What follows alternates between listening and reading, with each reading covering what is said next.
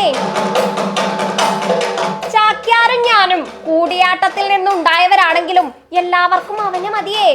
ഞാനും ആലോചിക്കാറുണ്ട് കേട്ടോ, അവനെ പോലെ ഹാസ്യവും വിമർശനവും സ്വല്പം പൊടിക്കൈകളും ചേർത്താലോ എന്ന്. നങ്ങ്യാർത്തിയെ, അതിന് നിങ്ങൾക്ക് മിണ്ടാൻ പറ്റുമോ? ഇല്ല, മൂകാഭിനയാണല്ലോ എന്റെ തട്ടകം. ചാക്യാർക്ക് അങ്ങനെയല്ലല്ലോ.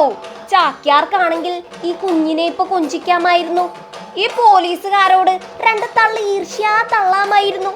ഈ തിരുവാതിരക്കാരികളോടെ 2 കുശലം പറയാമായിരുന്നു. കലോത്സവ വേദികളിൽ കണ്ട കാഴ്ചകൾ വ്ലോഗായിട്ട് ഇൻസ്റ്റാഗ്രാമിൽ പോസ്റ്റ് ചെയ്യാമായിരുന്നു. നേതാക്കളുടെ ഭരണത്തെ വിമർശിച്ചേ ഫേസ്ബുക്കിൽ ലൈവ് പോയാൽ എന്താ ഏഭ്യത്തിലാകോ? പോട്ടെ, ഈ പൂക്കികളായ കുട്ടികളോടെ ചാക്യാരുടെ 2 കുറ്റമെങ്കിലും പറയാമായിരുന്നില്ലേ? ദേ, ഈ മീഡിയ വണ്ണിന് ആഗോള താപനവും തൃശ്ശൂരിലെ ചൂടും എന്ന വിഷയത്തിൽ ഒരു പ്രതികരണം നൽകിയാൽ എന്താ, പൊളിക്കോ?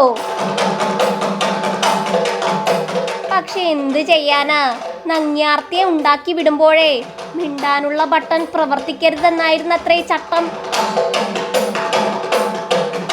ഈ കലോത്സവം അങ്ങ് വിടുക കുട്ടിയെ. അടുത്ത കലോത്സവം ആവട്ടെ, നങ്ങ്യാർത്തിക്ക് മിണ്ടാൻ ഒരു ഗ്യാപ്പ് കിട്ടിയാലേ ചാക്യാരെ അങ്ങ് ഒതുക്കണം.